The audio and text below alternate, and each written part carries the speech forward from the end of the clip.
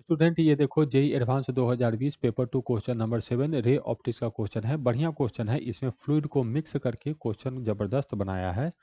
क्या कह रहा है question? A beaker of radius R is filled with water, refractive index इतना हम लोग को दिया हुआ है। ठीक है, तो यहाँ से एक बात तो याद रखना है कि रिफ्रैक्टिव इंडेक्स हम लोग को दिया हुआ है पानी का 4/3। अच्छा ठीक। Up to height H as shown in the figure on the left. Figure में आपको दिखाऊंगा। The beaker is kept on a horizontal table rotating with angular speed omega.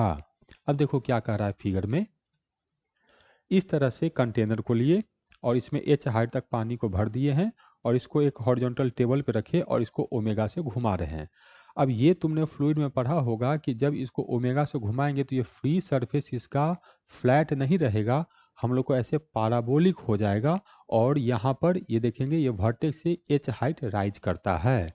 अब फ्लूइड में ये फॉर्मूला आपको अगर याद है तो क्वेश्चन बहुत आसानी से बन जाएगा कि अगर मैं ओमेगा से रोटेट करता हूँ तो जो h होता है h इक्वल टू होता है omega square R square divided by 2g।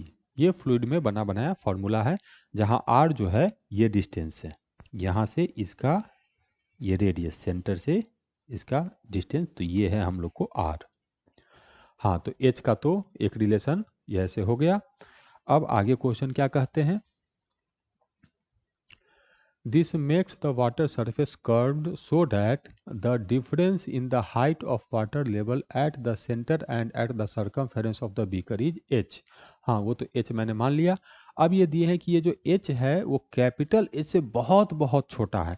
इसका मतलब ये जो कर्व बना है कोई बहुत तोप कर्व नहीं बना है, बहुत स्मॉल अमाउंट का कर्व बना है और ये h जो है वो r से भी बहुत बहुत छोटा है। तो इसके कारण से ये तुमको बहुत बड़ा कर्व दिखाई नहीं पड़ेगा। As shown in the figure on the right, take this surface to be approximately spherical. अब ये जो पाराबोलिक शेप बनता है इसको लगभग में स्फेरिकल मानना है और उस स्फेयर का रेडियस मानना है आपको आर। तो इसका मतलब इसको अगर मैं स्फेयर मानूंगा तो यहाँ पर देखो इसको ऐसे करके ऐसे ले गए और यहाँ ऐसे मिला दिए। ये मान लो इसका सेंटर है, इधर गए इधर इसको ऐसे मिला दिए, तो ये हम लोग को इसका सेंटर हो गया इस स्फेरिकल पार्ट का। ये हो गया रेडियस आर, ये हो गया हम लोग को रेडियस आर। अच्छा ठीक है। जी जो है हम लोग को एक्सेलरेशन ड्यू टू ग्रेविटी दे दिया है, तो हम लोग को क्या क्या बताना है देखो। पहले आर का वैल्यू बताना है कि इस स्फीयर का रेडियस कितना होगा। अच्छा ठीक है, चलो आर का वैल्यू बता दिए। फिर एपरेंट डेप्थ बताना है हमको बॉटम का। ये जो बॉटम है इसका रिफ्रैक्शन होगा, किससे होगा? इसी स्फेरिकल सरफेस से होगा। तो एपरेंट डेप्थ बताना है कितना होगा। हाँ सर ठीक है, क्वेश्चन तो कुछ समझ में आया है। तो अब इसको देखो कैसे बनाएंगे। सबसे पहले रेडियस फाइंड करना है, तो कैसे रेडियस फाइंड करेंगे सर? तो अगर मैं इसको ऐसे मिला दूं तो ये जो हाइट है ये यही तो h है, ये हाइट h है हम लोग को। तो ये जो डिस्टेंस बचेगा यहाँ से यहाँ, ये हो गया हम लोग को r माइनस h। तो ये 90 डिग्री है। तो अब पाइथागोरस को बुलाएंगे, तो पाइथागोरस के हिसाब से आया हम लोग को कि r माइनस एच का स्क्वायर प्लस स्मॉल r का स्क्वायर, इधर ये डिस्टेंस तो हम लोग को स्मॉल r होगा, इक्वल टू कैपिटल R का स्क्वायर। इसको a माइनस बी के होल स्क्वायर में ब्रेक कर देते हैं, तो R square minus 2r into H plus H का स्क्वायर प्लस आर का square equal to capital R का स्क्वायर।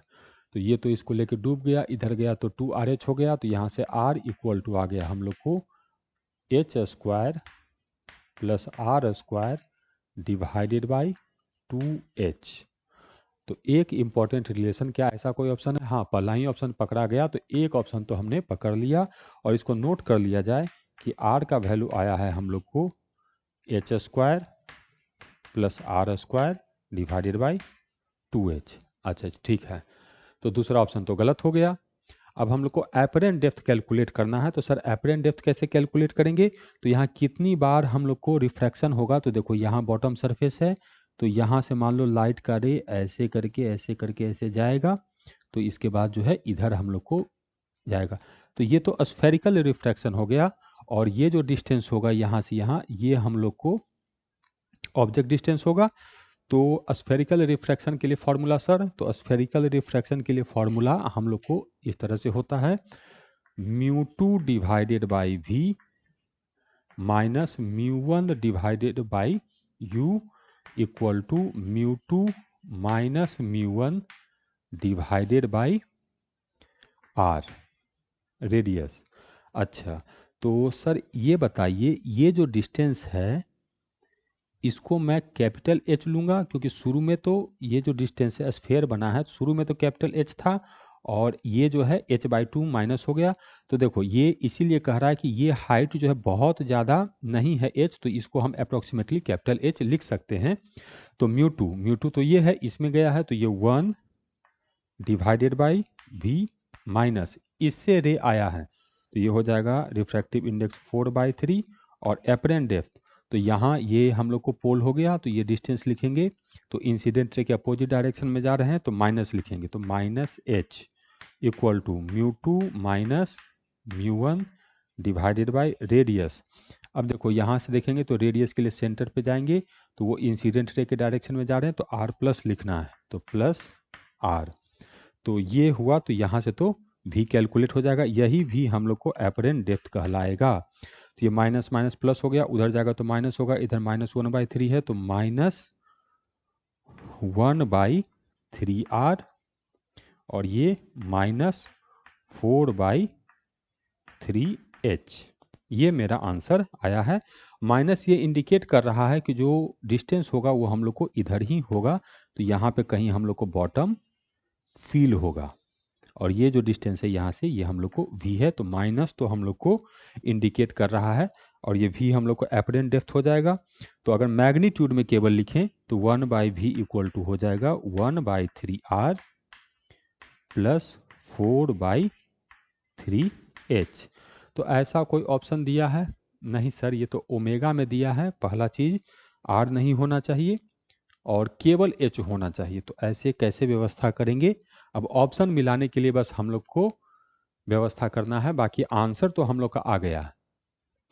तो अब कैसे किया जाए चेक करते हैं, क्योंकि बुद्धि तो इसमें लगेगा ही। तो सर क्या किया जाए, तो मैं इसको लिखूंगा, तो ये हो जाएगा 1/v इक्वल टू, अगर मैं r को पुट करूं, एक यहाँ पर सभी जगह दिख रहा है 3h/2 और 3h/4 कॉमन है, तो पहले मुझे r पुट कर देना चाहिए, तो ये हो जाएगा 1/3 इंटू r को पुट करूंगा तो ये होगा h² प्लस r², और ऊपर में चला जाएगा हम लोग को 2h और प्लस 4/3h। हाँ ये तो ठीक है, लेकिन सर दिक्कत ये है कि यहाँ पर स्मॉल h भी नहीं है और हम लोग को स्मॉल r भी नहीं है।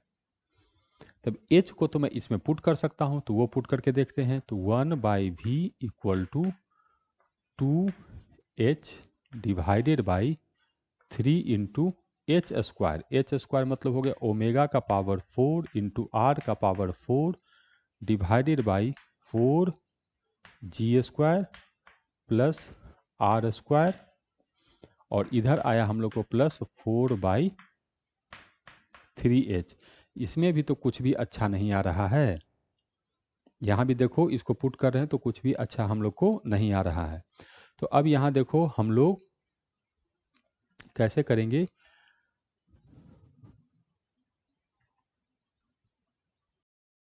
तो देखो इतना मेहनत करने के बाद जो है ये फंस गए, अब इसके बाद तो हमें कुछ समझ में नहीं आ रहा है, तो इसका मतलब कि गलत जगह पहुंच गए हैं, अब जो है इसको हटाना पड़ेगा,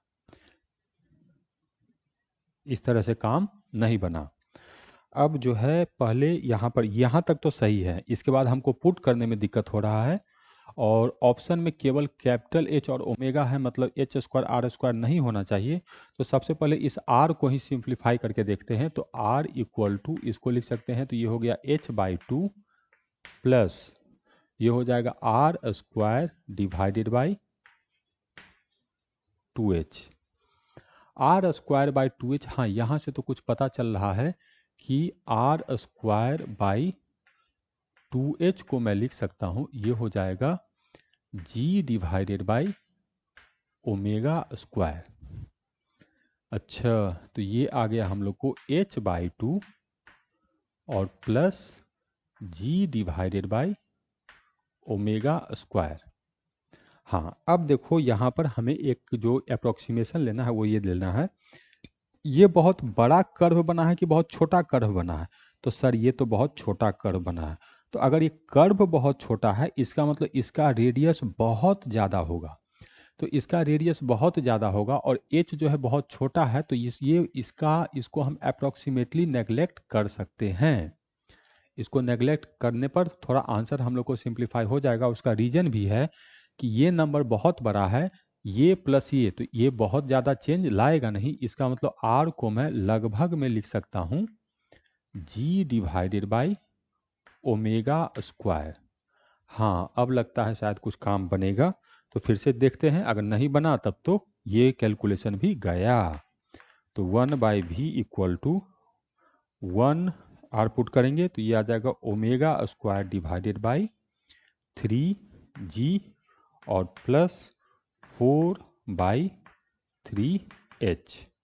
हाँ, अब यहाँ पे देखो 3h/4 कुछ कॉमन आ रहा है, तो ऐसा करते हैं कि इसमें अगर मैं 4/3h को कॉमन लेता हूँ तब क्या बचेगा। तो 3h इधर तो कॉमन है, तो ये 4 इधर कॉमन होगा, तो 4 इधर, तो ये नीचे हो जाएगा हम लोग को, है ना।